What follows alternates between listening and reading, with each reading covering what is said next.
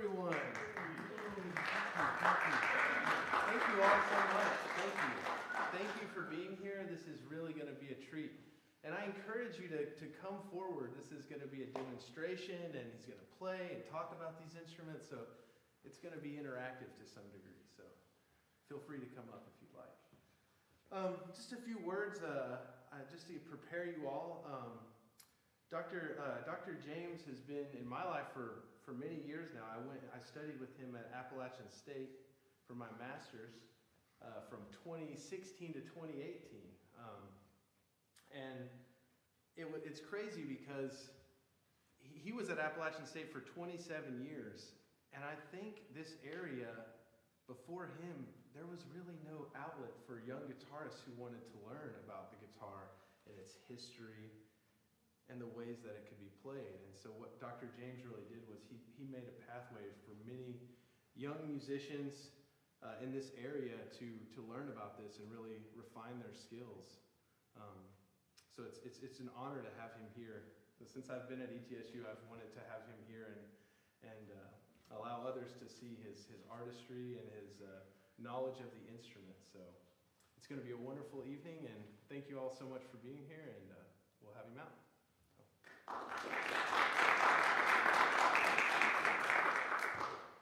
Good evening.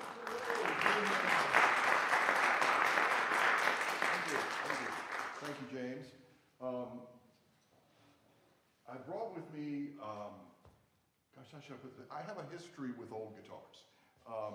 I've been playing and specializing in early 19th century guitar music for a good 30 years.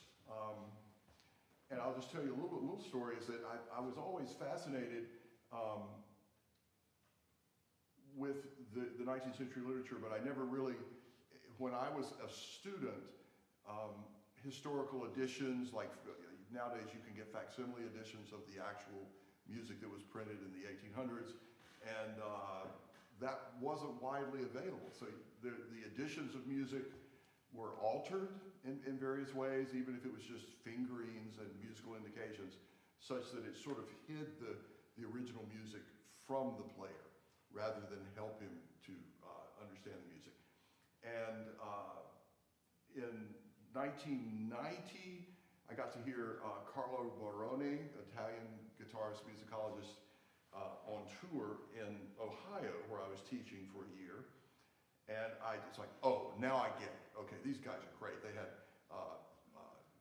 guitars, authentic period guitars, flutes, a number of different instruments in their ensemble, violin.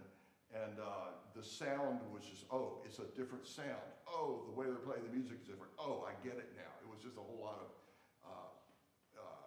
aha moments, if you will. So the first thing I want to do, and then the last, this is not a 19th century guitar. This is a facsimile of a 17th century chitarrone, it's Italian instrument. I'll tell you about that one at the end. It's just an example of, I've got so many different guitars, just pluck strings. This is an example of what was used a lot 200 years before the modern guitar really came around. So this is a modern guitar. You've all surely seen them. And that's the sound of the first string. So that's a nylon first string that you're used to hearing. This is a gut first string on an authentic French instrument from the 1830s. This is for example, the pitches are different. A Russian-style German guitar. Again, the sound is very different. Each one of these has its own character.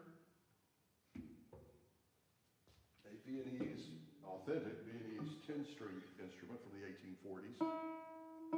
Probably closest to the modern guitar in sound. And this fella is a whole nother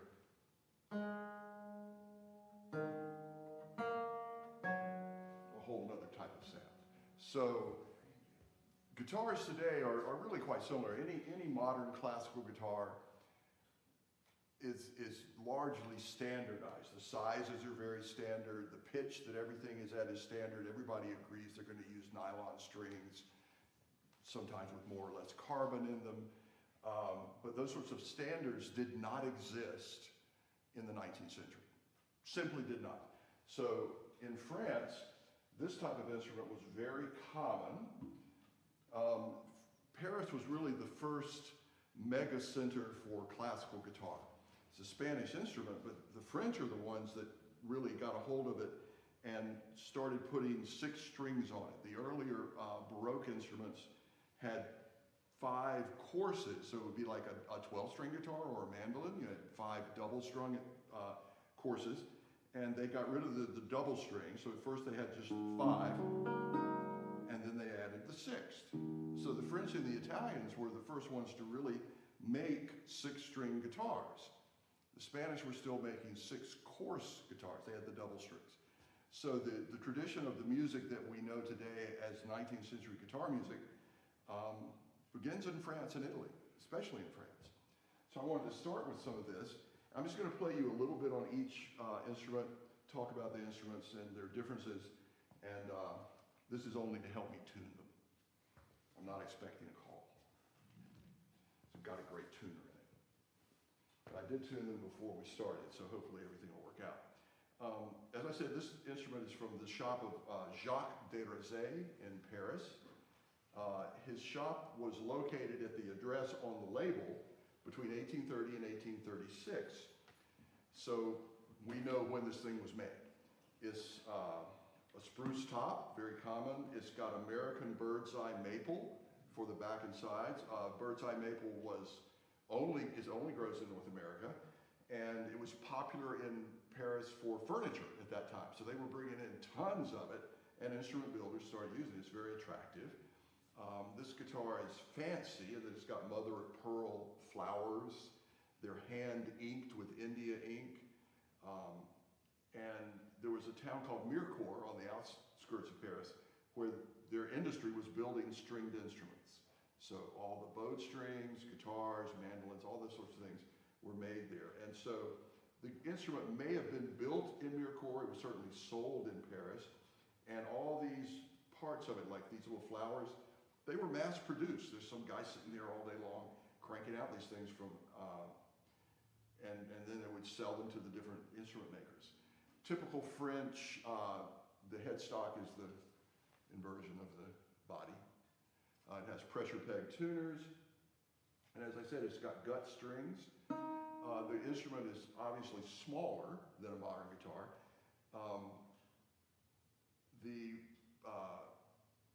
most famous of all the French builders was René Lacote, and this guitar is a dead knockoff of a Lacote. So Mr. Desrosiers got a hold of one and he just copied it completely. It's identical. I've held it up to you can't tell. It's so much the same. The scale length for your guitars is only 628 millimeters as opposed to 650 like most of your modern instruments. And it's the inner structure that you can't see, all the braces, there's only 3. There's a brace there, there, and there. There's no fan braces, there's no extra stuff. Oh, this one does have one lateral, kind of a funny lateral brace under there. So there's a 4th brace, but it's got 3 structural ones. And I'm going to play you a couple of studies now from Fernando Sor. Again, all you guitarists know who Sor is. Sor was Spanish, but he made most of his career in Paris. So these 2 studies are from Opus 31, which was first published in 1830. Guitar was made in 1830s. Sor was living there in the 1830s. So it's not really a stretch of the imagination to think maybe this guitar belonged to one of his students. Quite possible. He had a lot of them. So 2 little studies.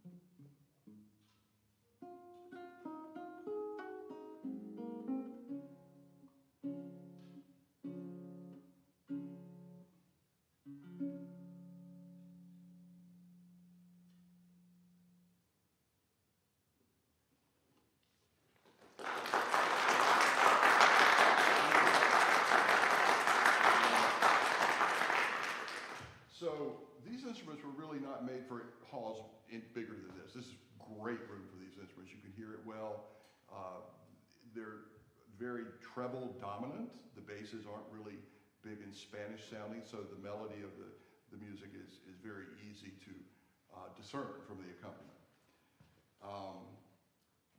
The guitar was really popular in a culture that was becoming more, starting to grow a middle class. Of course, keeping in mind that if you wanted to hear music, how could you hear music in 1830? Live. Yeah. Live and in person, the only way. So I think it probably had a bit more of a magical effect than it may now, where we're just surrounded by it at all times. So many people could afford guitars, and lots and lots of music was published, and there were plenty of people that would love to teach you how to play the music. So that created a whole business in Paris. So they had many, many foreign guitarists who came there to make a living. Sohr was Spanish, Carulli was there, Giuliani was there, there were Italian, I'm sorry, not Giuliani, Carulli and Carcassi, Italians were there, and lots of other more minor figures, as well as some French guitarists made their careers there. I do want to entertain questions and comments after I've gotten through this smorgasbord. This is a Russian style guitar from the same period, 1820s and 1850s, very popular, and it has 7 strings rather than 6. And it has to have 7 strings because it's not tuned like a regular guitar. It's kind of like a banjo. It's an open G chord. So it's lower pitched. This instrument, like many of what you found in Russia, is German. They would take the German instruments, which were very high quality, and then convert them to the Russian 7-string style, often simply by adding a tuner, like this one has. It's an extra one. Otherwise, it's just like the French one. So it's got one more right there. And they would have to change the bridge, which wasn't that big a deal, change the nut for the strings to pass through. And this one's been through a bit more than that, because when I got it, I mean, this is an actual German guitar from the 1840s, but the neck was terrible. It was in bad condition, and it wasn't very good to start with. So I had the neck replaced with a Russian-style neck, and it worked out pretty well. So the Russian situation was similar to the French one and the rest of Europe. There was a growing number of people who wanted to play music. I really don't know why they had a different style of instrument. Maybe it came from the balalaika family, but the guitars look like guitars in every way as the European ones, except they just always had the 7 strings and used a different tuning system. The music even looks the same as standard notation. What's maddening about it is it's standard notation, so the notes are all in different places. So I have to have a little bit of extra wheels turning up top to play this thing. It's a darker sound, and it plays well in the key of G. It plays really well in the key of B minor, because it has a B minor chord built in, and it's got an open B bass string, which it makes it possible to play in keys like this really easily. So this is a short set of variations on a Russian folk song. It's essentially Into the Little Woods. This is more or less how it translates, by Alexei Sikra. Sikra was the most prolific of all the Russian composers for guitar. Over 500 pieces he wrote in his lifetime. Method books, studies, big concert works. The guy must have done nothing but write guitar music. So this is the little Into the Woods.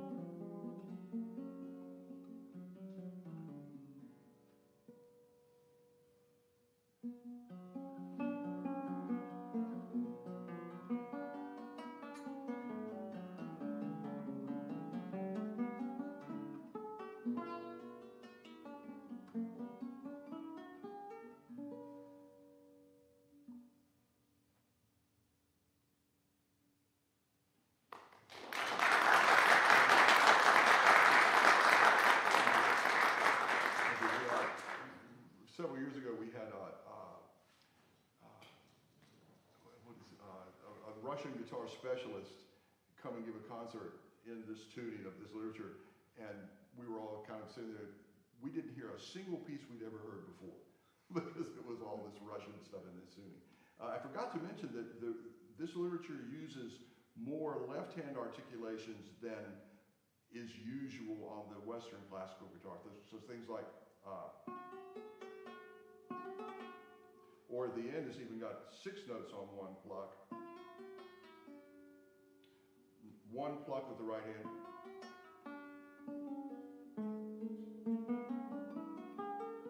So lots of left-hand articulation gives it a certain color and character, and it sort of forces you to find a way to play that phrase, maybe not so loud, because you can't keep reactivating the strings with your right hand.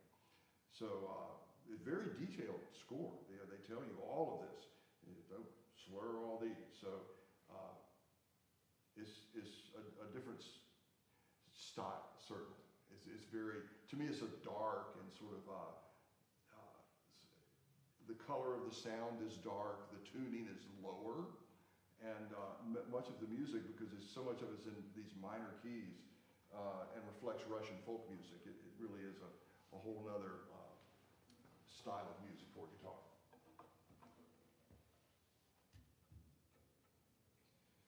This is a Viennese 10-string guitar by Anton Stauffer. Stauffer, this is the only instrument I have up here that's made by a really famous guitar building family.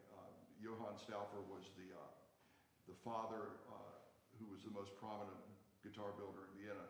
His son Anton took up the factory later in the century, and C.F. Martin, who you've probably heard of, the guitar builder, was an employee of Stauffer in Vienna before he moved to North America. So America has a great connection to the Stauffer family of instrument builders. This one is not like the other ones you've seen, because you can, looking even from where you're sitting, you can see it's not a symmetrical body. The top is flat, but the back is arched, and the thickest part's about here, and then its next thickest bit is there, and then this is rather thin. And also you can probably see that the fingerboard is not attached.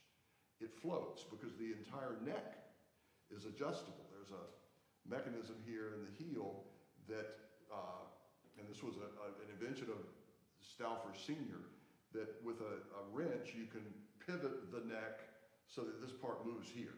So you can raise your action by moving it this way, the strings are then further from the fingerboard, turn it this way, and the strings get closer. So a very handy thing to have. And also you can take the neck off. It will unscrew and completely detach. It also has an iron rod. You can't really see it, but there's the sound of iron in there that adds support from here to here. So again, the top is lightly constructed. That rod takes a lot of the tension of all the strings. And it's a normal tuning on the fretted neck. So it's out of tune, of course.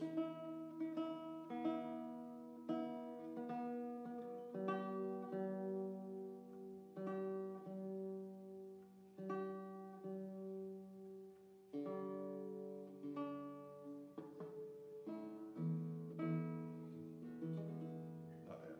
So normal guitar tuning, but then stepwise going down, the lowest note is E on your normal guitar, D, C, B, and A.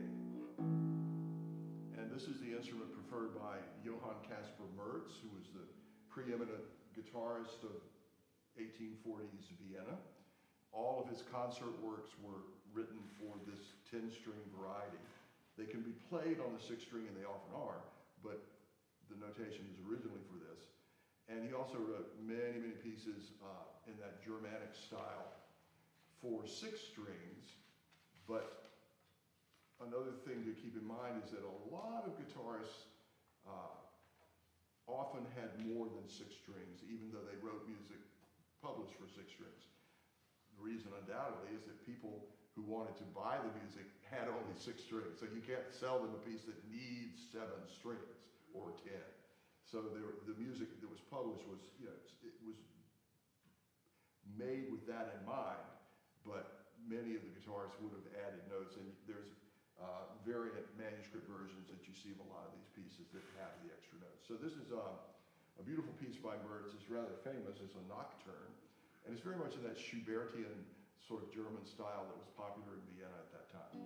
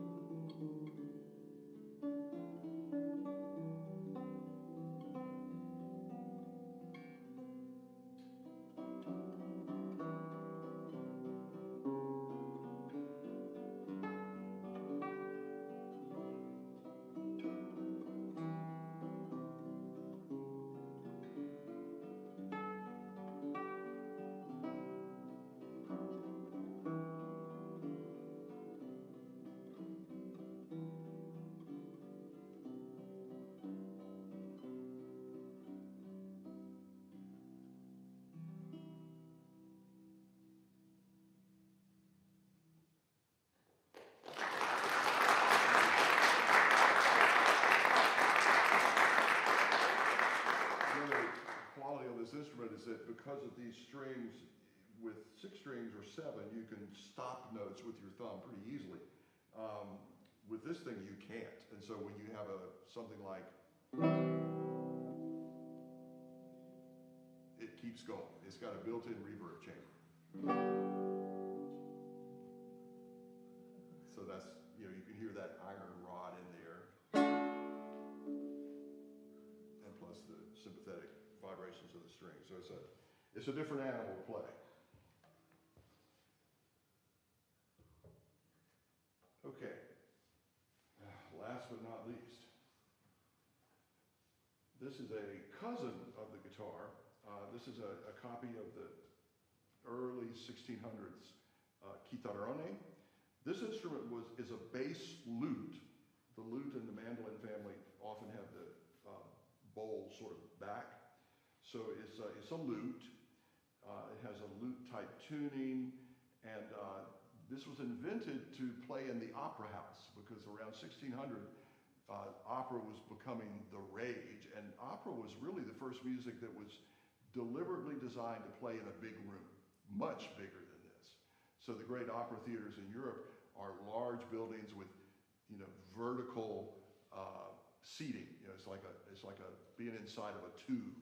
And you have boxes, and usually 4 or 5 or 6 levels of seats. So you don't have the seats going way back, they go up. So that puts you a little bit closer, and it helps you to see the stage really well.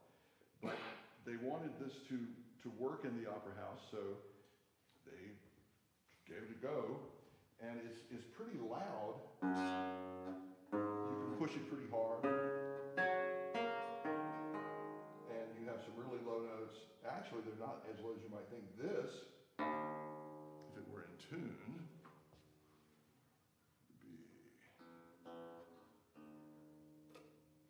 is the E of your sixth string of your guitar. It just doesn't sound like one because it's 6 feet long. And it goes down to a G, which is really only the highest string of a bass guitar. Okay? A 6 foot long gut string. String technology was different in that era. They didn't have the ability to wind metal on the string really, really tightly. So in order to get long, you could either, a thick gut string just didn't sound very good, but they figured out if you make them really long, you can get lower notes. So that's what they did. And these strings, there's not a lot of tension on it. They're actually quite loose. You know, I can just wiggle it around. And it makes just a really special sound. So most of I actually have played this instrument quite a bit, but in ensembles. So if you've got a Baroque band where you've got wooden flutes and old style oboes, old style bowed strings, this is the instrument of choice for those sorts of ensembles. And there is some solo music for it. Not a lot, but some. So this is a piece by Giovanni Capsberger. He was an Italian with a German last name who was active in the early 1600s. And he wrote a lot. He had 4 published books of lute music, including solo pieces for the chitarrone. And one of the biggest challenges is holding this thing. So I finally, after playing it for years and hurting my back all the time trying to hold it with a footstool, found this design for a sitting strap, sort of like what some bassoon players use. Once you get it situated, no hands, it stays in place. And the instrument doesn't weigh much, but the weight is really unbalanced. So the weight is down there. The neck is hollow, but it's still, there's a lot of mass up there.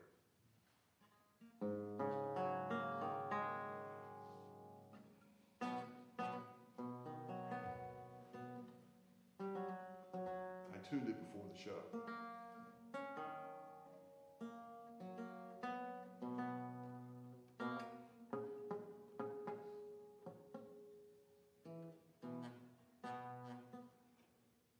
Sometimes the easier way is just move the fret. There we go. I once saw Paul Odette, a famous lutenist, play a concert all on theorbo. He never even touched the tuners, but he moved the frets as he needed to. They're tied on, they're gut, and you can probably notice from where you're sitting, they're not straight. Some of them are kind of crooked. And that's on purpose. It lets you play more purely in tune. It's a matter of math. All the modern instruments have used the equal temperament system where all the notes are the same distance from the one below it or the one above it. But in earlier systems, that wasn't true. So things like, that's a more pure sort of harmony. It sounds, has a different quality to it because the third of the chord is a little flat compared to a modern one. I'll demonstrate that for you in a minute on the modern guitar. I can show you exactly how different it is. But anyway, it's a unique sound, and this is just a little improvisational sort of piece by Capsberger.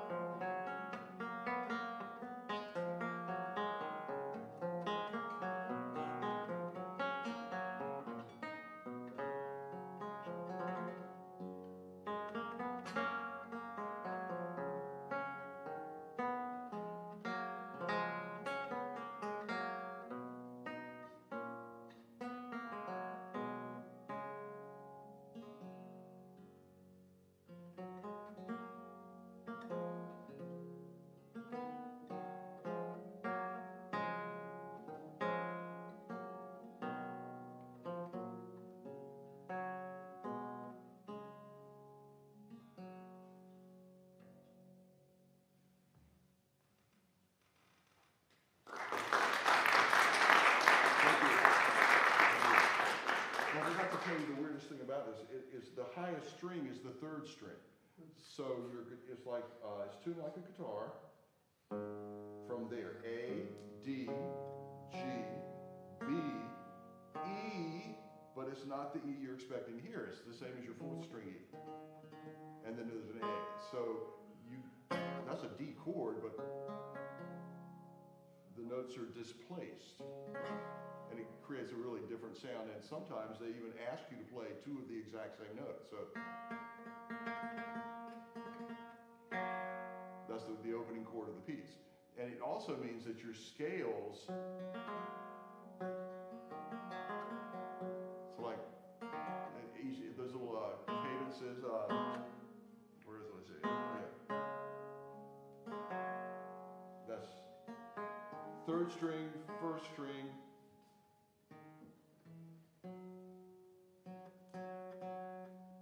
third strings, first string, fourth string. No hands, no left hand. So there's a lot of ringing, a lot of unusual sonorities, and it's part of the charm of the instrument. It just has a really different sound. You can see drawings from the 18th century of orchestra and opera situations, and you'll often see 3 or 4 of these things poking up out of the orchestra pit. And I remember first hearing these things really a long time ago, like I would say in the 80s. I'd never seen one. I'd seen pictures, but you could hear some of the first early instrument orchestra recordings of like Vivaldi Four Seasons and the winter one that's really intense, and you hear these things pounding away on the bass notes, and it's really quite dramatic. So there you are. This is my harem of old instruments. Questions? Comments? Yes? In like the romantic, with the romantic style guitar and the little itty bitty body and the relatively small sound that comes out of it, how did they like compete in like chamber music?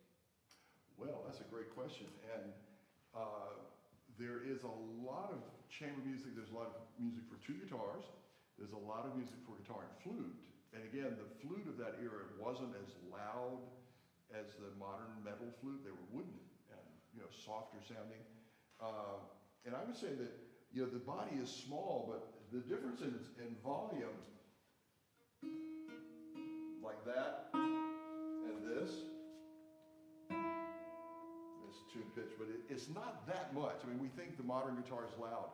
It's not really compared to a modern orchestral instrument, any sort of brass instrument, or most woodwinds. They're much louder. We have the same problem today. If you're going to play with a string quartet, James and I were just talking earlier that a friend of his played this great piece with a string quartet. It's like you couldn't hear the guitar, and so it's a problem. I've seen the Giuliani Opus 30 concerto played with only string quartet, which there is a Giuliani wrote a version. It's only for string orchestra, so you can play it with just one on a part and a period guitar outdoors, and you could hear everything perfectly. So again, all the instruments of that period weren't as loud as they are today. So it's relative. It's still an issue, and playing in big rooms is a real problem. Rooms this size, no problem. Bigger rooms, you'll even read some reviews sometimes that the reviewer would comment, it's kind of hard to hear, but that was a reality. Most concerts took place in salons or people's homes or smaller halls. Not churches so much, but really mostly people's homes. So no problem there. Great question. Anything else? Yes? How difficult has it been for you to find like kind of period correct or gauge correct strings for these instruments? I assume Oh, it's been a journey. Yeah, I assume they're not making mass productions of that string set, but like what's that process been? Well, it's especially for this one, because these are really, these last two, for example, they have copper wire on them that's about that far. It's loosely wound just to add a little mass. You have to get it from a specialty. There's like one guy in America in Boston, Olaf Chris Hendrickson, who sells and makes these things. He makes them in his house. He's got the machine and he cranks them out. A friend of mine used to build strings for Labella. You'd be surprised, some of those industries, Labella had just a few machines. Maybe they still only do. They just work them a lot. And my friend used to he made for me these 4 strings. And I've had these on here for 25 years. I've never had to change them because you don't fret them. And so they're fine, it's like, just keep playing. I've never changed one of these. I've even had them break, and one of them was this one. Broke. Maybe it was that one. And so there's a lot of extra string I saved up here. It broke down there, so I just rolled it out, retied it, and I've got another instrument at home where a couple times I've just tied the string back together up here, and made a knot and carry on. So these are, the gut strings here and here are harp strings, and they're not hard to find. Harpists use gut strings. You just have a limited selection of sizes. This material is called Nile gut. It's made in Italy, and it's a compromise. It's nylon, but made to sound like gut. It's got a little coloring in it, so it looks not so transparent. And it works pretty well, and it's cheaper, and doesn't break so easily. I have to be very, very careful, to not have a string that's too thick for the pitch I'm going for, because it'll break. And if they're too thin, they don't sound good. So it's a compromise, and I could go on and on and on for about an hour talking about the string. So you have to know where to get them, and you have to sometimes use trial and error to figure out what string sounds good on a particular instrument. Yes?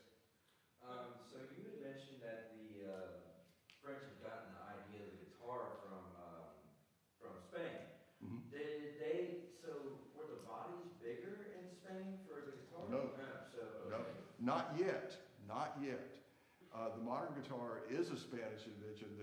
So Antonio Torres was a builder in Spain that around 1860, he started making guitars that are about this size. Prior to that, they were smaller. Same size, really. I've seen Spanish-made guitars from this era. There are some out there, and they're all about the same. This German one is actually the biggest of the 3. This is very standard for French. I've seen Italian ones that are quite a bit bigger. And the German ones they tend to be small and shorter. And that's just the way they were making them. Yes? I'm in the midst of a course on string instruments. This is blowing all of my fuses here because just changing the setup on the action on a modern guitar is, to me, in my limited experience, is quite a task. Making a nut and a saddle by hand and kind of dialing it in to the intonation and everything. Who is your luthier? Do you do this by yourself? Or No. There's a man named Lawrence K. Brown who lives near Asheville. He's a dear friend of mine. I've known him for over 40 years. He's kind of retired. The problem is they're all retiring. He's retired now. He built this instrument for me, rebuilt it from a box of parts. I got this thing, it was a box literally of guitar parts. He put it back together. He's the one that put the neck on this one. And he's had his hands in this one quite a few times. And I'm not sure, did he work on that one? No, he did not work on it. So he's worked on the 3 romantic guitars for me. There's a guy named Alan Watsky in Asheville now who just moved from New York City a few years ago. He's skilled and can do this sort of work. But it's a challenge to find people. I'm currently looking for some younger folks that could do it because all the ones I know are older than me. And they're not going to keep doing it forever. I hope that answers your question. I mean, Thank you. I don't trust these to just anybody. I would think not. Mm-mm. Yes? On the 10 string, is there a Oh, yeah. Mhm. On the four? Yes, there are 4 nuts. That's a nut, 2, 3, 4. Oh, okay. So each string is got its own So the nut. harmonics, Yep. playing harmonics on those four is kind of weird. Oh, it's totally, I mean, it can be done, but the music never calls for it. I mean, you have to kind of learn where I would probably mark it with some ink if I had to do it. That's a handy trick when you don't have frets to go by. You can do it, but yeah, these are just designed for 1 note each. Never really plan to do anything else with them. And you do see neck extensions like this for 1 or 2 strings without the second neck. You'll see just a little piece of wood out here so that you can string another a 7th or an 8th string off the fingerboard. That was not uncommon at all back then. And you could adapt a 6-string instrument to have more strings. Put a new bridge on it, glue a piece of wood to the side, put some tuners on it. You got 7 or 8 strings. Yes. Saw a hand raised on that row. No, didn't see it. Okay. Any other questions? Yes. Is there a difference between that and a theorbo? It's theorbo, chitarrone, teorba, same thing. Yeah. The Italians called it chitarrone, and which means big guitar. That's why I like the word. Chitarra is and chitarrone is the big guitar. And they were the ones that invented it, and that's what they first called it. The theorbo is more of a German word. Teorba you can find in Spain, other parts of Europe. They're all the same. Same idea. Yes? You have a preference in gut or nylon string? For these, gut. Yeah, if I can get gut on, because they sound different. These are all gut trebles here. This is Nile gut. This thing is still on its original set of strings. It was an experiment, so I didn't want to. I just did the quickest and easiest thing. Nile gut. This one's got gut, and a nylon string because I went through a period of I got a bad batch of strings, and it was like I couldn't get it blended too, so I said, heck with it, I'm gonna put a nylon string on. So it's got a mix, and this guy has got some Nile gut, pure carbon nylon, a couple of wrapped nylon, and then all of the extra long strings are pure gut. And you have to use gut. I mean, there's just nothing else that would sound like that on that instrument. You see, people have gotten, there's current sort of fad right now is copper infused gut. They're red. So if you ever see a lutenist with a red string, it's been impregnated with copper to make it denser. So you can tune it either, it just gives it more mass. That's the secret. That was the thing that created the long strings. They couldn't do it. They didn't have a way to add mass to the string. So like this note, this one here is really the same as about that. That's an A. This one's tuned a little lower, kind of in between. So that string is 2.5 times longer than this one, but this is a modern style string. So by 1840 they could do that. 1640 they couldn't. Okay, well, y'all have been great. If we take like 5 minutes, we've got some students that are going to play some pieces. We're going to talk about the music. Thank you so much. You've been great. It's always fun to do these things for me.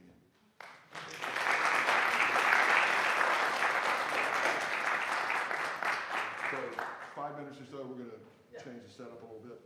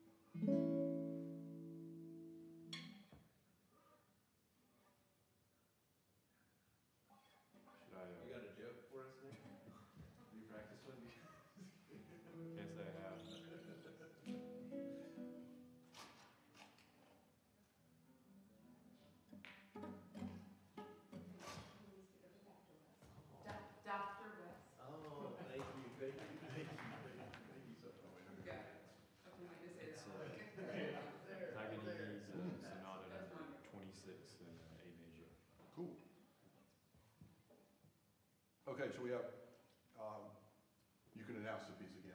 This is Paganini's Sonata 26 in A major for guitar.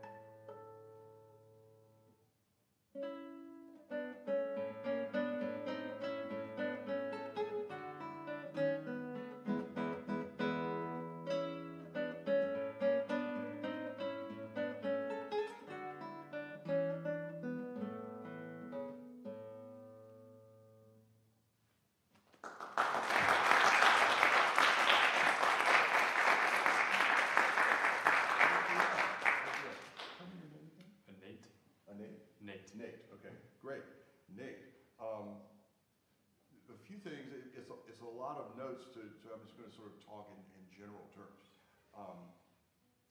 Niccolò Paganini was known for primarily what? He was known for violin. Yeah, guitar, he was a rock star violin player. The man was famous throughout the world. He was rich beyond belief for a musician. He was was one of the very first musicians who got rich playing music. So he really was a rock star. He turned the world of violin playing upside down. It was like people couldn't believe the way he played. And they accused him of being in league with the devil and all sorts of stuff like that. And he was a rather eccentric looking guy. He was unusually long fingers, kind of bony, and just everything was too long. So he looked unusual, and he played like a demon.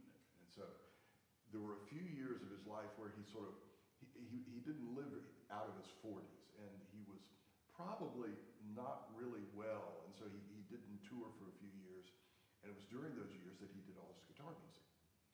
So it was just a little period of time. He obviously could play the guitar, but he wrote all these pieces that are, relatively tame compared to his violin music, which is outrageous. Okay, so that's the background of Paganini. You did a few things I'd want to mention. You did some improvisational sort of things. You added octaves and some slurs, things like that, which I think is great. Have you ever heard Pavel Stibel's recordings of some of these pieces? I've heard a few of them, yeah. That's what Wes recommended me to listen to. Yeah, he really does some stuff with them. Much more than just on the page when he plays them, and it's very effective. And I think it's perfectly appropriate, especially for this type of music, considering who it came from, because his violin music is so extraordinary that he probably just didn't write everything that he could have in these pieces.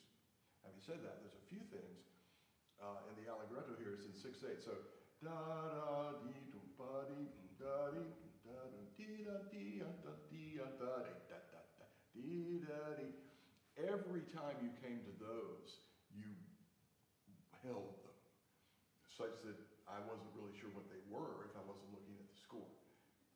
You understand? Yeah. So it's like to the beat da da dee da da dee da dee da da dee da dee da da dee dee dee dee to the beat da da da.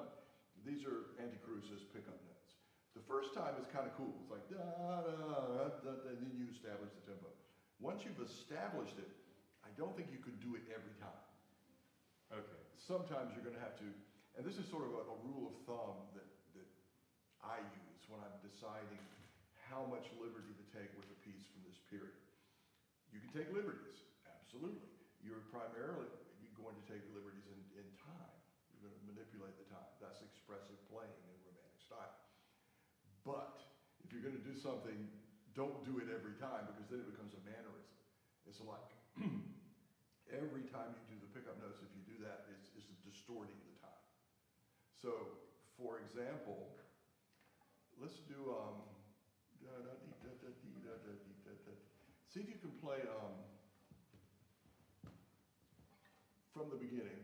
Do your lengthening there, but when you get to here, don't do it, and don't do it there either. Okay. Okay? So do it the first time, but not the second and the third. See how it feels.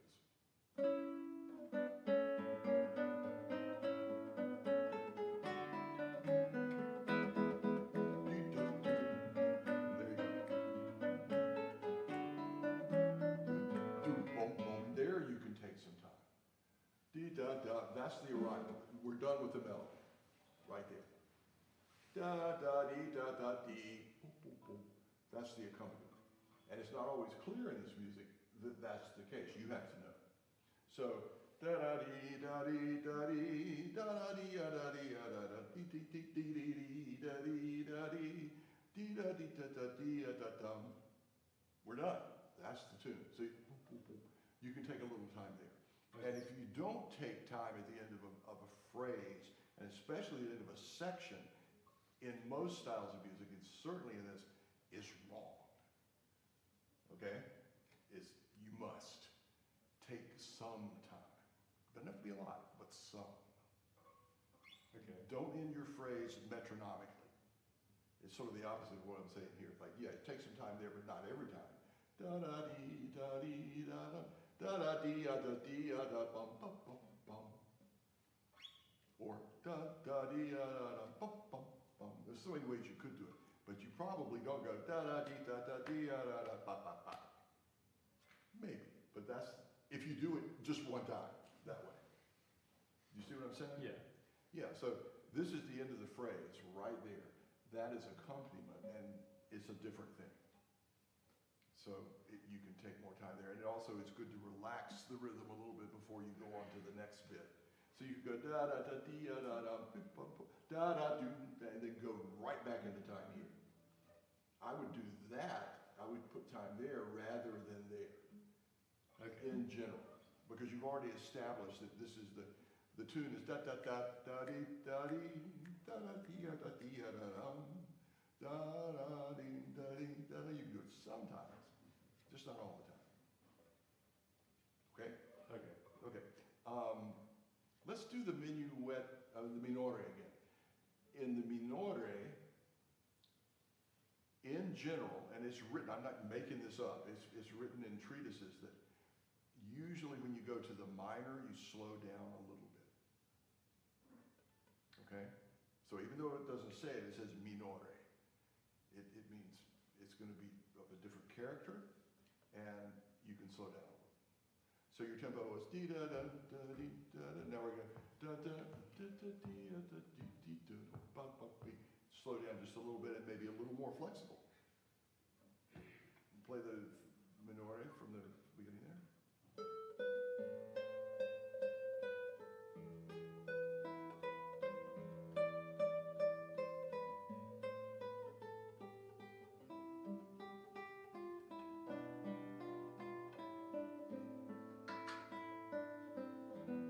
That's very nice. Now, the only thing I would add to that is that you've got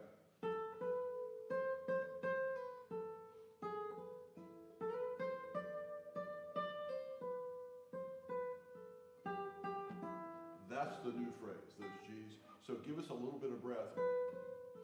A little time, tiny bit of time, some separation because you have to.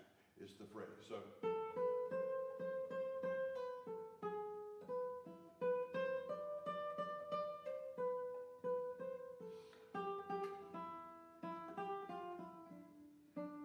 I'm making it up now.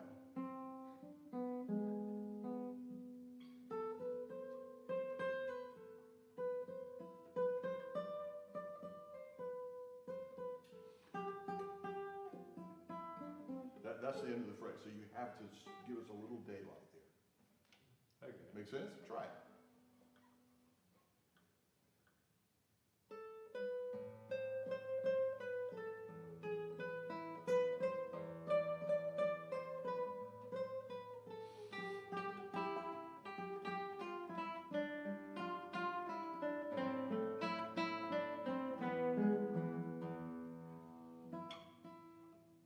And then those are your pickups again. So da da da. Ba. You have to decide how much of that is phrase and how much of it is accompaniment.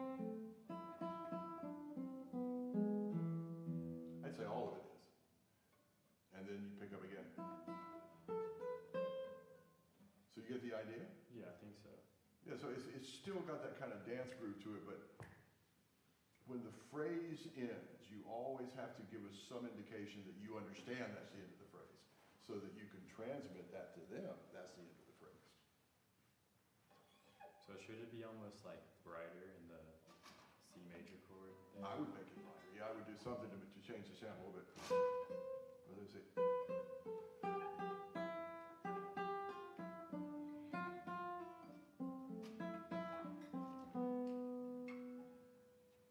I just made it a little bit lighter in the right hand. Just a little, it doesn't have to be a lot. You can also make it a little more detached. So you know.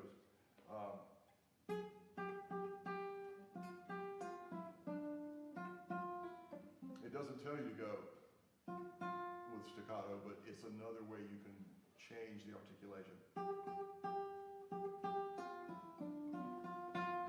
Or not. These are all in your toolkit. Change the color, change the volume, mess with the time a little bit, change the articulation. All of these things are what make this sort of music interesting, because what does he tells you? Very few things. Forte. That's it. Forte. Allegretto. Okay. Minore. The end. He doesn't tell you anything. Who's got to decide? I do. You have to decide, exactly. And so you need to be informed by the phrase structure. You need to be aware of phrases and harmony so you understand that that's the end of a phrase. When that happens, you have to, and then carry on. It's like if I'm speaking, I can't keep going without breathing, right? And so now I can carry on. That's your phrasing. Okay. Okay? And if you go back and listen to Pavel Steidl some, it's very easy to do, and watch the score and see where he does that. I guarantee you he does it. And in your PC, and it's just also in music in general. It's always in there. So we're playing an instrument that doesn't need to breathe. You're not playing a flute or an oboe, right? Those guys know where to breathe. They have to. They run out of air, right? Okay, and so they're going to time those things at musically appropriate places. We can just keep playing, but we have to know it because that's part of all this music is based on singing. And again, you read it in the treatises. Play like the singers sing. You see that in the earliest instrumental books from the late 1800s, 1700s into the 1800s. Leopold Mozart's dad wrote things like that. It's common style. The singers are what you imitate as an instrumentalist. Okay. Okay? So really, that's about all I have to say about this. You know, you're doing some cool stuff with it. Figure out where the phrases are. Figure out where you're going to put some time in to signify the end of the phrase. And think about not always doing the same thing if you've got an idea to hold at that spot. Don't do it exactly the same way each time. The other thing I say, check your rhythm in some of these bits here. Is that A major?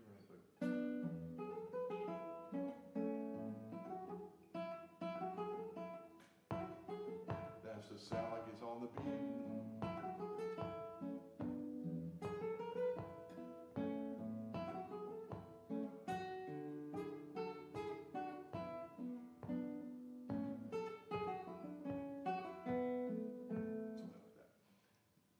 Sometimes you got to these a little early. Just be careful of that. Okay. Okay? Because it does have it's a minuet, so it's got a dance rhythm. So you can't rush a beat because the dancers will freak out or trip or bump into each other, things like that. Okay? Okay. Yeah, so just check it. We don't have time to go over it right now, but some of it was just like the first time you played the phrase, you rushed it. The second time you got it better. So you probably know this already. A little bit nervous. Yeah, I didn't notice when I was playing, but yeah, I think I was rushing a bit. Just there. And it's because guitarists rush when they don't have anything to do for a moment. So it's like, this whole thing.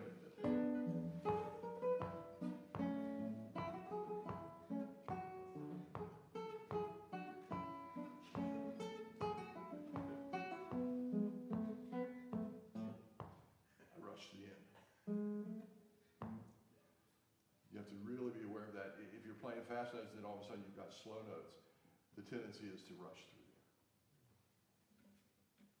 there. Yeah. General observation. Okay, you're sounding great. Congratulations.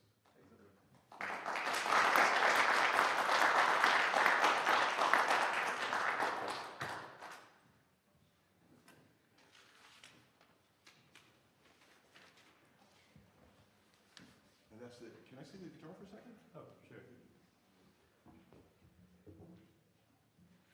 Guy in Cleveland, you say?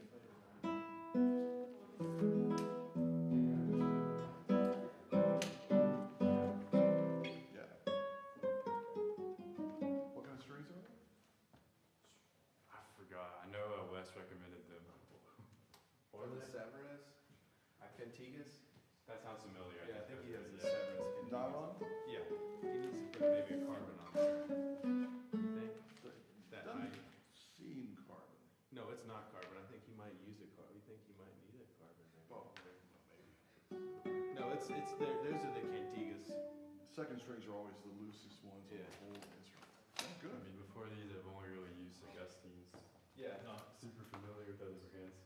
Yeah, I mean, it's tension matters more than anything, figuring So out. Nate's a freshman this year, so he just, Oh, Yep. great. we're happy to have him here, yeah. How we doing, Nate? Good job. Actually, stick around, check off. Yeah. Right. Okay.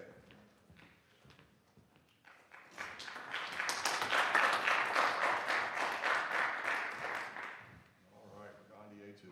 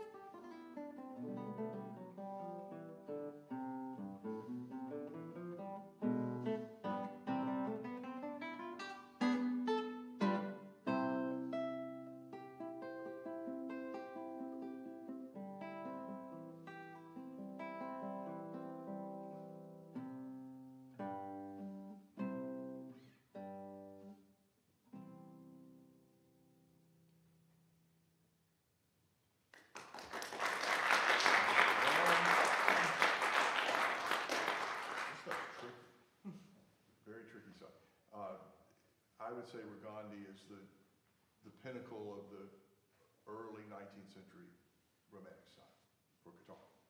No doubt about it. Nobody wrote anything like this except him. And it's very sophisticated music, very well conceived. And I would also tell you that you may know this. We have the most authoritative manuscript of these etudes in the special collections at Appalachian. We got a purchase of it's called the Offie collections. Matanya Offie had unbelievable. He had it was 3,000 pounds of music that he had, and a lot of it was we don't want this, but this was the crown jewel of the collection, the only complete, truly authoritative manuscript. It's not in Ragandi's hand. There is no Ragandi guitar music in his hand, as I know of. It's all in someone else's hand. But there's lots of different versions. There's another collection that has only 7 of them, and there's some different notes, and some of it is for more than 6 strings, things like that. This one for 6 strings. It's a beautiful manuscript, and if you've got that book, did you get this from the book or a copy of the He copy? copied it for me. Okay, the 3rd edition shows some of that manuscript. It's very colorful. It's got different colored inks, and it's really something. So anyway, Ragandi didn't give fingerings for the most part, but he did give differing note values, and his slurs, I think, are important. So you didn't do all of these, okay? And I would suggest do them because it's kind of what makes the music swing. So you've got.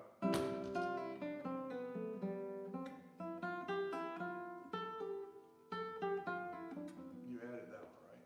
That's not in this. No, it's added. Yes, added. So I actually know this one like the first page. So oops.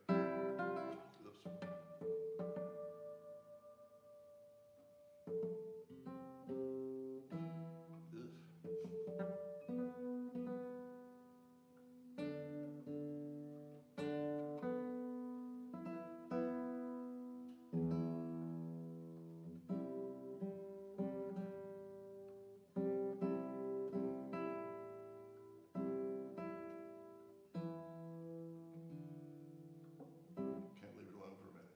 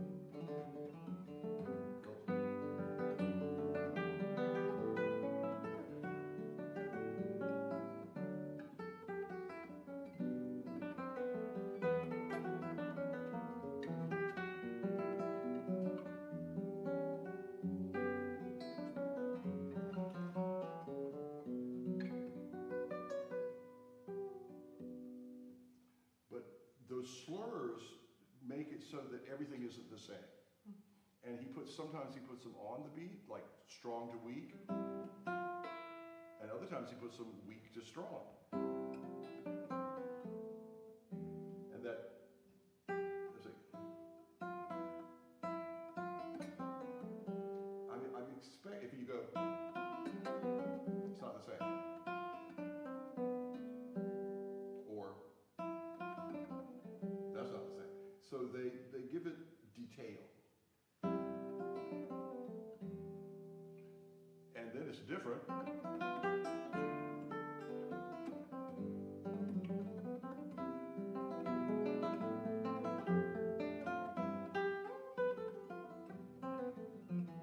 And so on. Da-da-dee-da-dee-da-dee. To me, this is a singer.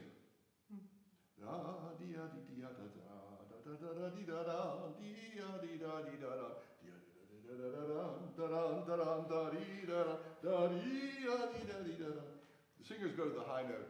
You got to stay there for just a moment. And they always hang on the high notes. Listen to my high note, right? Try it that way. Go for it.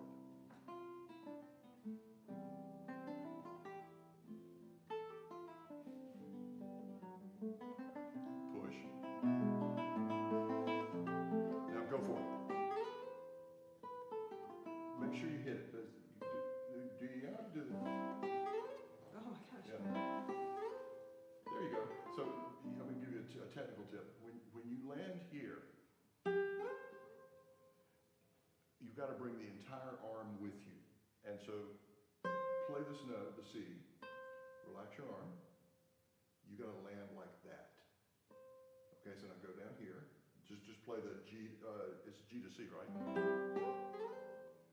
Yeah, forget about the chord. Just the G to C. Make it relax. When you get there, you got to be relaxed. Again. There you go. So that when you land, you've got the weight of your arm into that note. So that the arm drops onto that note. Try it again. Make sure you're not sure of your landing. It's better. Relax when you get there. It's like you made it. You can relax now. Yeah, it should be louder. There. Yeah, that could be pretty loud. Yeah. And it's a subtle thing, but it's not. Because if you're over controlled and you don't bring the arm with you, it's hard to make that work. But if when I'm here, watch. This is exactly where I would be if I just played that note by itself. So that's your guide. So just take your arm away. Now just put your hand and be in the most relaxed way possible. Put your little finger on that C and bring the arm with you. Let the arm hang. Okay, now play that note. Push it. Yeah. Okay, now see then this is not the way your arm was when you got there. Now it is. So now do the slide. Not bad. And it's easy. That's the beauty of it. When you do it this way, it's actually easy. Most things that sound good are easy. Okay? Your job when you play a piece like this is everything that's kind of hard, you have to find a way. No, there's a way to make it easy. This stuff right here, this to me is one of the most beautiful bits in the whole piece, where he's got this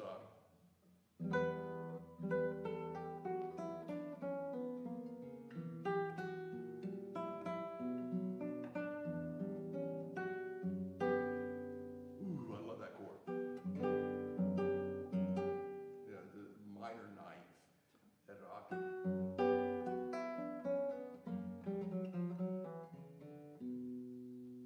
All these rests, sometimes it's a half note, sometimes there's nothing, 16th note. All those things matter, and they also tell you where to play.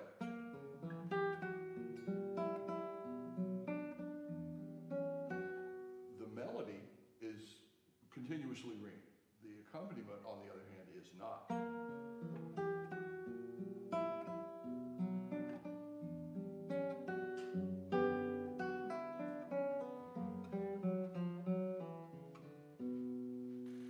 So think about the way that line can sing, and there's the accompaniment always has to be below the melody.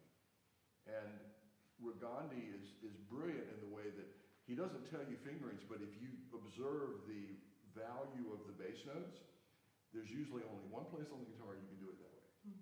There was one spot you were in the second bit. Where does the second part really begin? When you were marching up the neck. Yeah, there you go.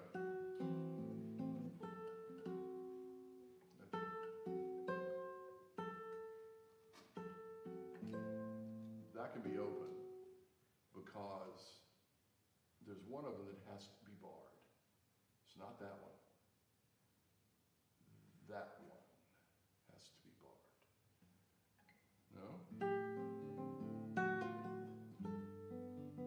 No, that's not the one. Where's the one that has to be barred?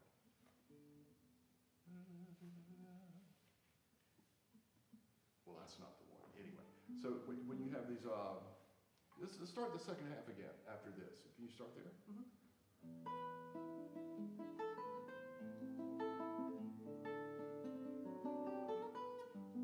That note has to hold. Yeah, whoa, No, here's what you do. my stretch is not beautiful.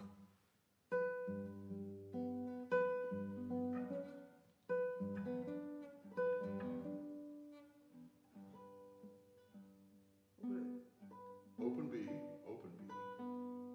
and then the D's here. Or, I think that's what I did here. Bar doesn't go down till you play the G. And that has to be a bar, I think, right? Where did that go? Thank you. Yeah, because quarter note melody.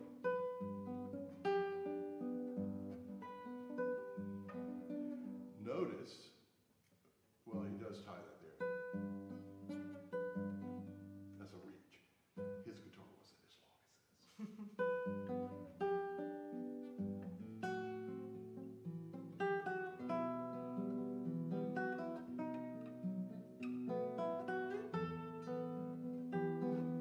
That's another spot. That's treacherous. Here's the bar.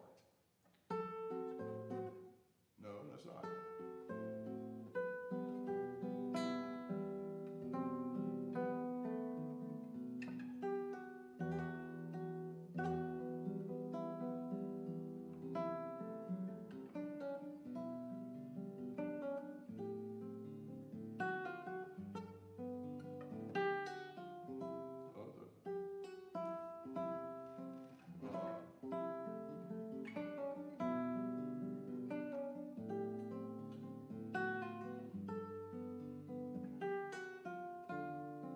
How'd you do this bit?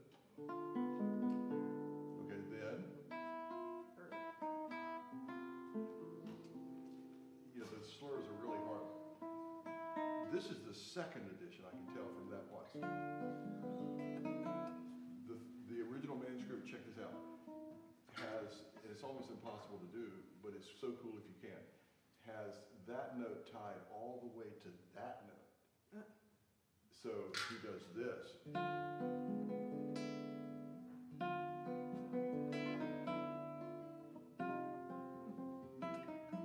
It could be a mistake. So in this edition, he changed it. This is the second edition. He does that, which I think is too much trouble. Rather, like you did, right? You just play it over. Okay, start there.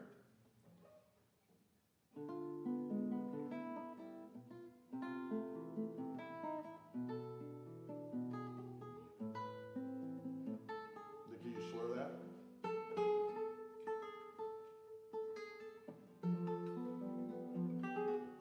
Good.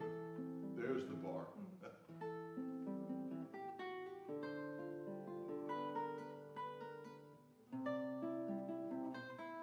Slur that one. That's the coolest slur.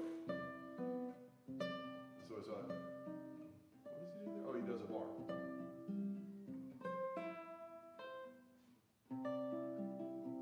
Now notice that ends. So now you're free. You're done with the bar. Bar stops right there. No more bar. So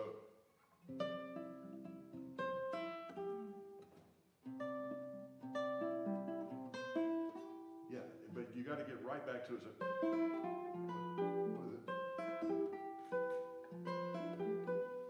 Play it a few times and make it sound good.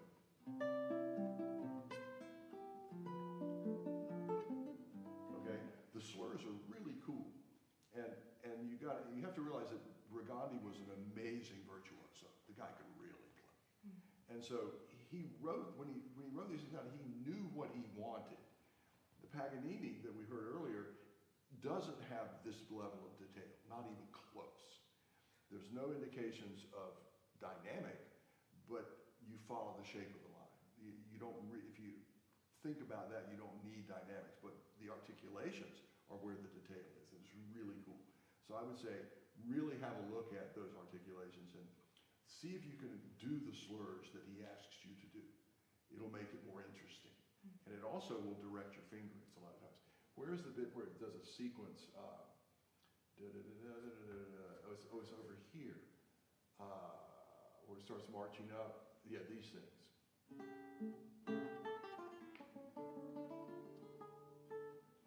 Different. Yeah, it's one before that too. There's another one where it's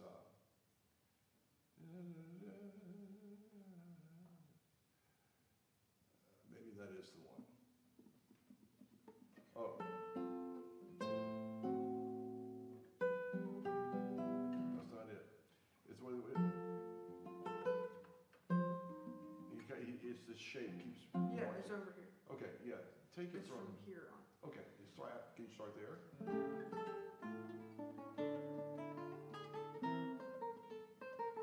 Oh my, sorry. It's all right.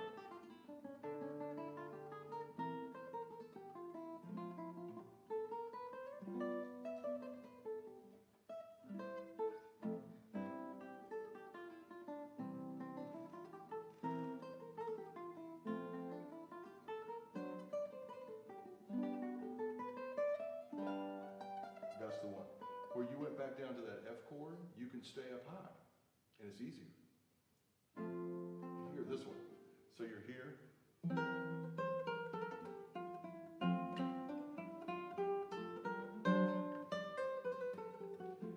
I hate to tell you this, but this is second edition, and Matanya, the guy that edited, he doesn't play guitar very well. That should be 50. I'm speaking ill of the dead, but you know, he really didn't know what he was doing. So this is this should be 5th. So just stay put. So like when you do this here.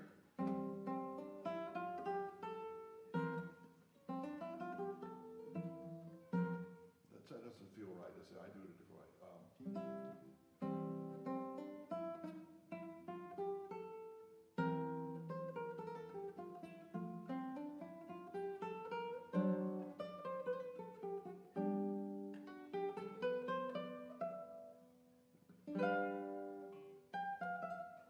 See that? No? Is that what you're doing?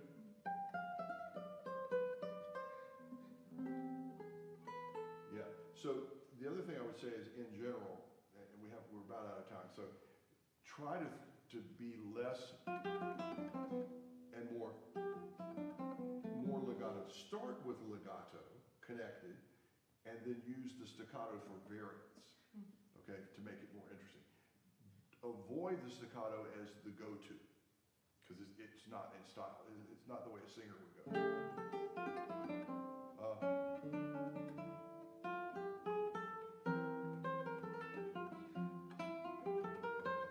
Whatever it is.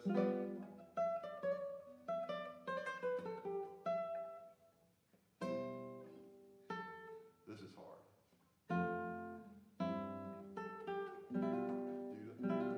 I never can get that right. Oh, let's work on that though. That'll be the last thing we do. It's because it's actually pretty easy. So you're going to have the B, B, G, E. Bravo. It always meant like I turn it into an extra 16th note whenever I do it. That's my struggle. I got you. So it's a rhythmic thing. Mhm. Okay. So where did it go? There it is. Thank you. So.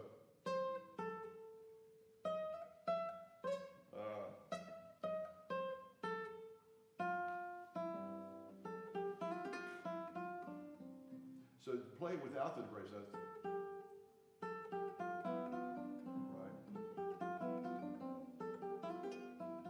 You can take a little bit of extra time. Try to keep your hand and arm presentation stable.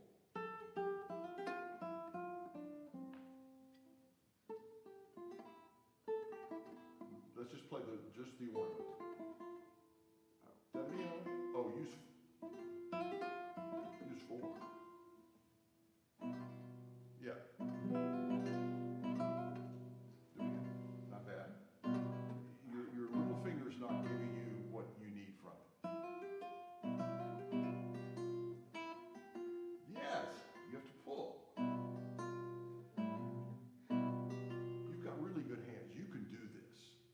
have to know that that's what you're trying to do. You've got to be in place. It's the same thing. You've arrived, you're here.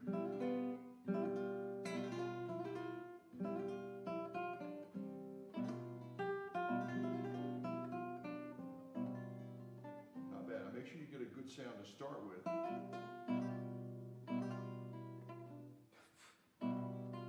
Let's see your guitar a second. Is it you or the guitar? Let's find out.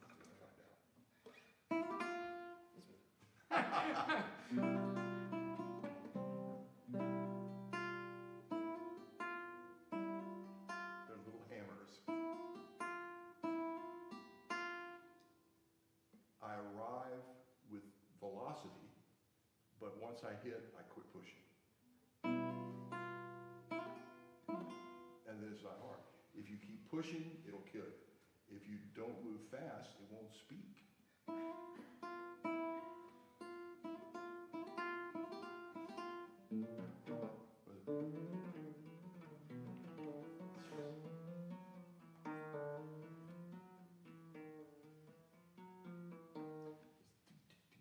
Little hammers.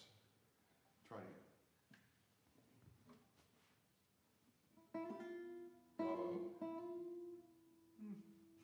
Try again. Now you have to get all this other stuff organized as well, but you've got to pluck it pretty hard. Yes. Yes. It's not hard, right? It's exacting, but it's not hard. Everything that, if you're playing guitar and it's physically hard, you're doing something wrong. Your guitar plays well. If it's hard, you're doing something wrong. It's tricky, but it's not physically hard. Okay? So again, you've got great hands. Just be a little more efficient. Make sure your weight arrives wherever you're going. Bring your whole arm with you. That's what I've always told students. Does that sound familiar? Yes. Bring your arm with you. Don't, this is an exaggeration, but that's kind of what you were doing when you were doing that glissando. This part was over control. Don't control it. Throw it at the note. Land on it. It's like if you're going to jump physically, like you're a gymnast. Right? Stick the landing. You have to do that when you do it. Any sort of position change, you have to stick the landing. Otherwise, you're off balance and you lose energy. Okay? Great. It's great to hear you play. Congratulations. Keep up the good work. Thank you.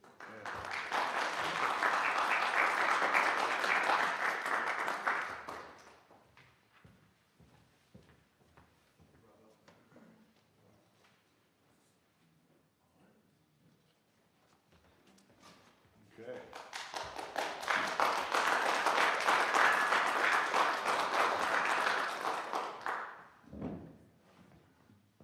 Full disclosure, we are both alumni of the University of Minnesota.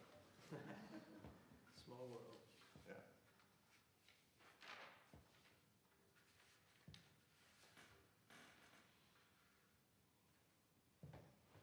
Where do we start? Here?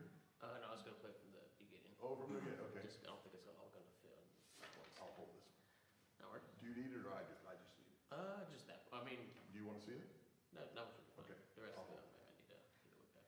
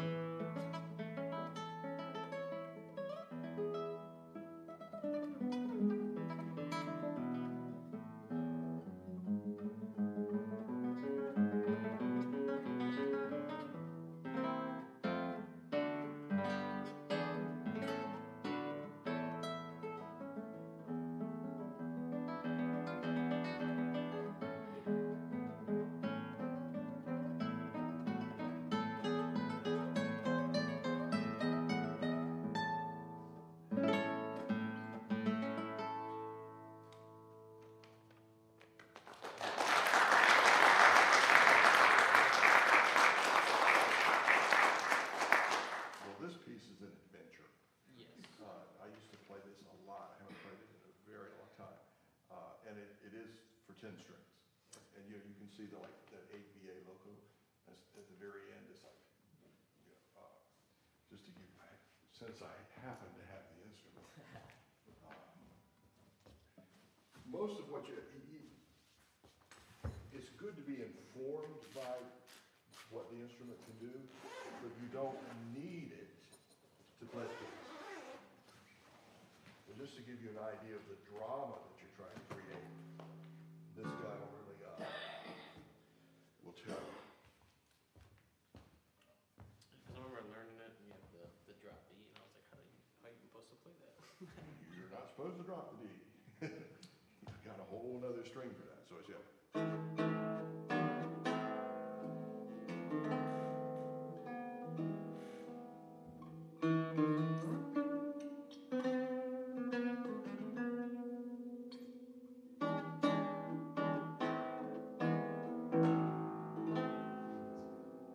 That's what you do.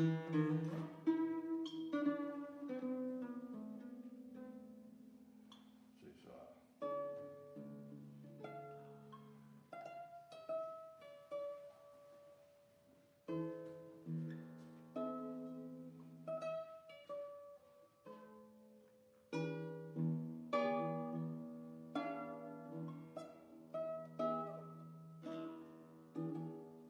Right there, where is that now? Ta-da, where are we here? Ta-da. Yeah.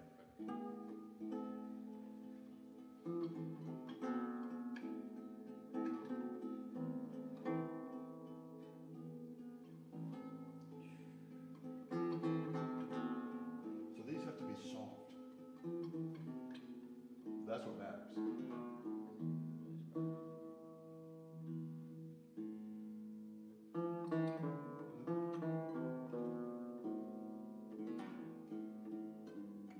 Right, is that sort of thing. So play this part. Oh, is that when you do this, you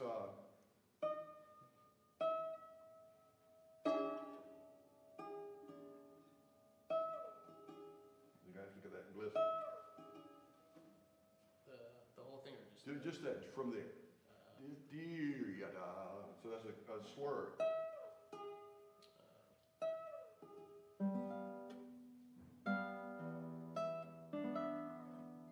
also connected. You have to re-articulate. It's pretty hard to make it speak otherwise, but.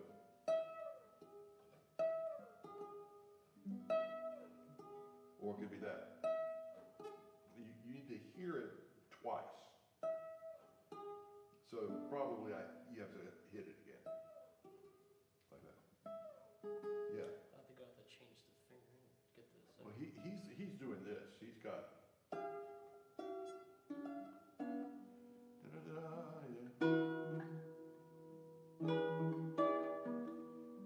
Oh, it's this.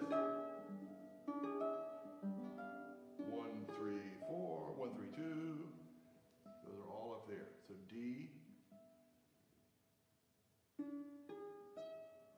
Oh, there's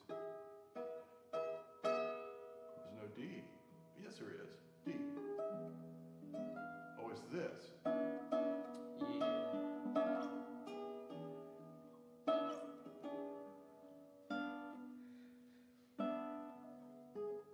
Yeah, it's actually pretty easy. Use the open B. Okay, now here, piano, but a little faster. So now, how soft can you play this? With the thumbs got to be loud.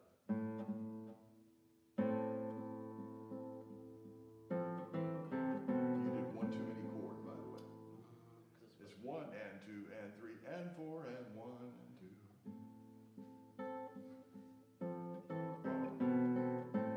Good.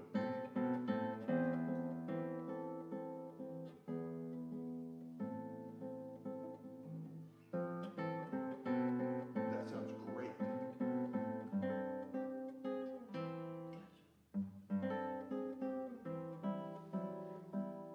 Now, new tempo, brillante, rumblida.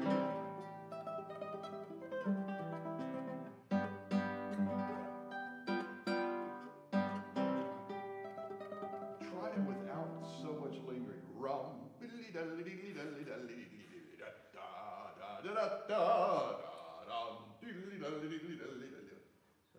Con fuoco.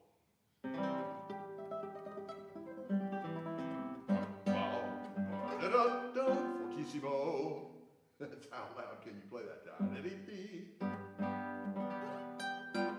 Yes.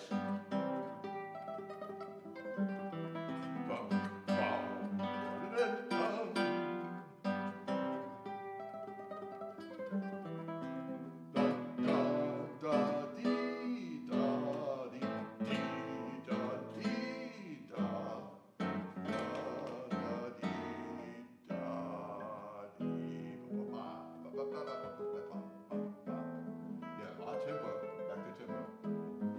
Bravo, that's great. Now, work your way up. It's a wave. Okay, important point to realize. At this point in the music, the tune is done, right? Da da da da da. All this stuff is the orchestra. It's just filler. Okay, it's no longer melodic. It's figurations. It's arpeggios. Melody's gone. Done. So think of it that way. You've got this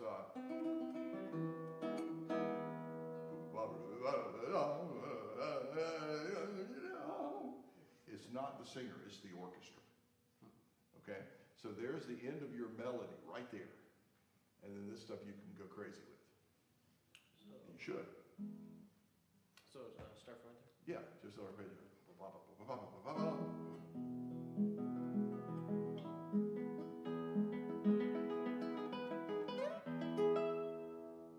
Now, ad libitum, freely. Da da dee da da da da. Good.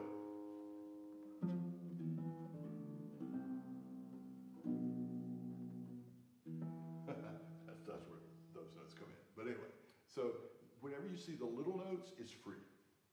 It's very, It's relative time. Those are faster than those, but dee da dee da dee da dee da da da da. Retard, fermata, boom, boom, boom, boom, boom, boom. Now, brand new idea. With enthusiasm. Okay? So this is deliberate. This is to clear the air. Boom, boom, boom, boom. Think of an opera scene. Some guy's just walking off stage dejected. New character.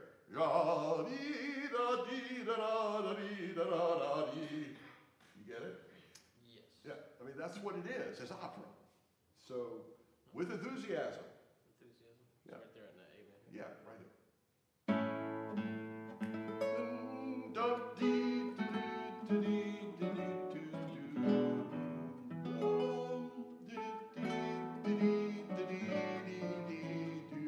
Bravo, that's the Dondo, yeah.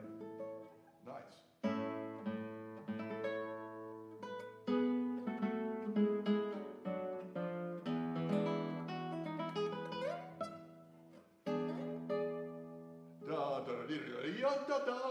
This you really zip up there, and then you slow down. So da da da ba ba.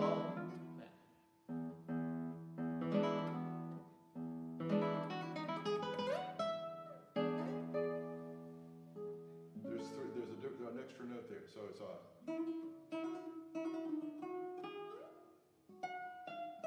Know what it is? Yeah, da da da da da da. I'm a tune lower than you. So it's F sharp E D. Yes. D da da. Yeah. And that's the landing point. Da da da da da. No, it's F sharp E D.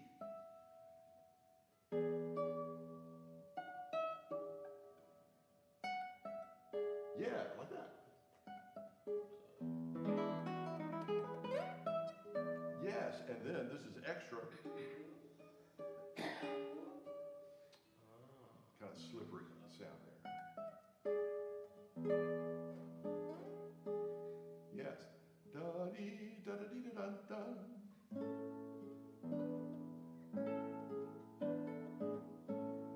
Da-da-dee-da-dum. You're doing it up here, okay. Right? Dee-da-dum-ba. Dee-da-da-da-da-dee-da-dum. So those are longer than those. Da-da-da-dee-da-dum-bum.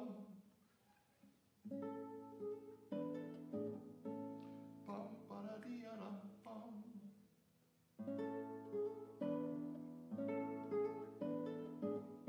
And there's no extra bass up there. Da-da-da-dee-da-dum-bum.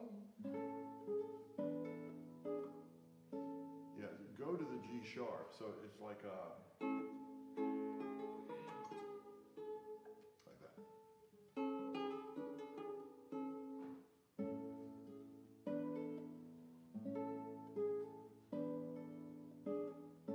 Yeah, wait just a moment on the G. Dee-da-dum-bum. Don't wait before the G sharp. Bum, ba ba ba ba bum, bum. On the G sharp weight? Yeah, wait there, not before.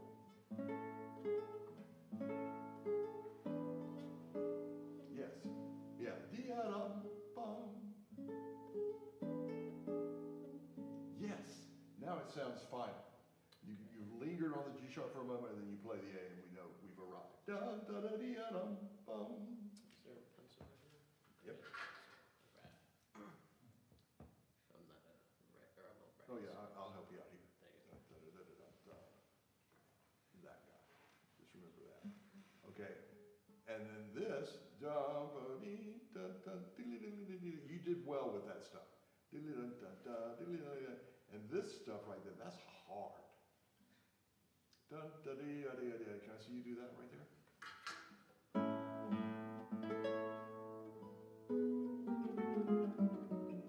So it's got to be something like that, right? Yeah, your second one isn't speaking as well. Going back to the previous guy, is that arriving. Make sure the weight of your arm is still in it.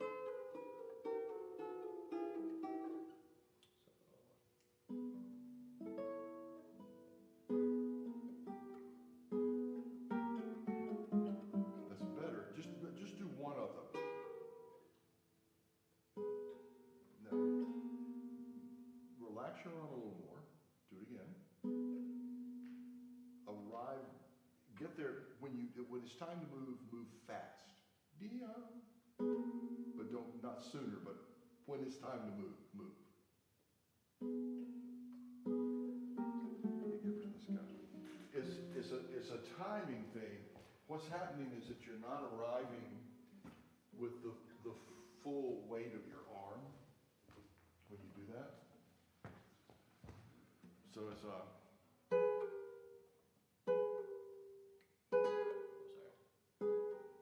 that's better. So when it's time to go fast, get there and stop. So on the second one, a little bit more louder. It needs to be louder. Yeah, the unplucked note needs to be louder.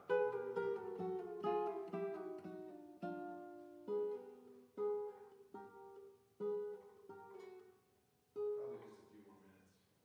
We're about done? Yeah. Okay, so that's a practice that. Just make an exercise out of it.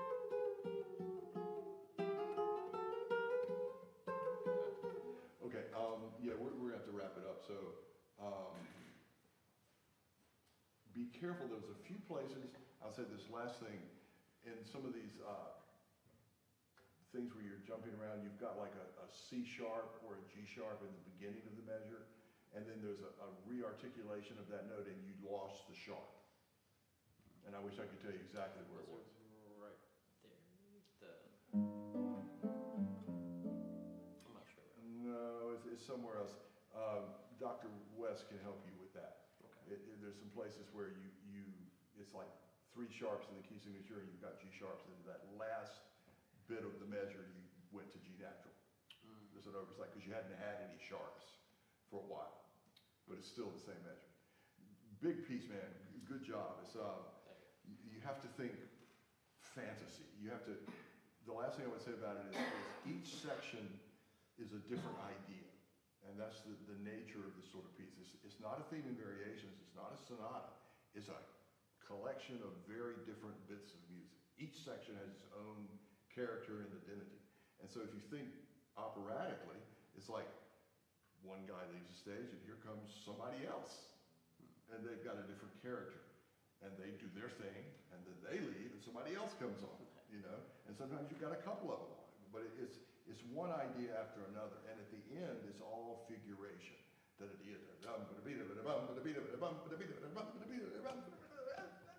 You know, what can you do with it? And when you get to this thing, you have to make a build up to the end of the piece. And it's a giant crescendo, but you can't get but so loud, and you can't get but so fast, right? Think in waves. So instead of like this, it's going to be like this. And then you can pull it off. And that's the way everybody has it. And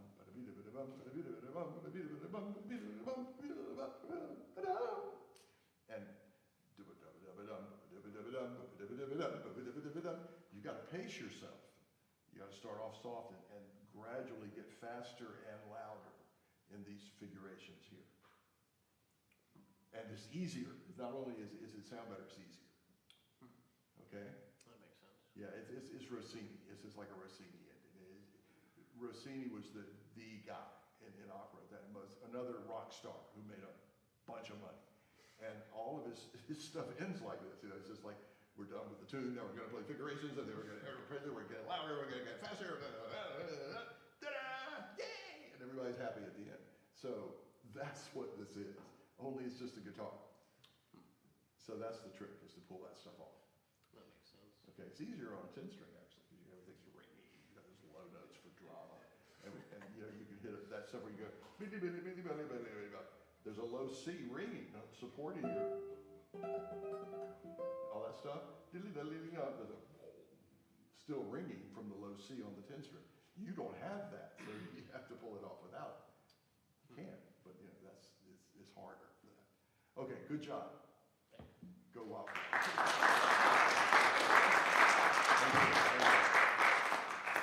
going to win the whole thing this time. Football or Basketball. It's currently March Madness. Ah, As a matter of fact, they're playing tomorrow night. I'm not too. I know my dad likes the. Oh, my dad and brother like that. Tom Patterson goes nuts for it. No, seriously. He does see that.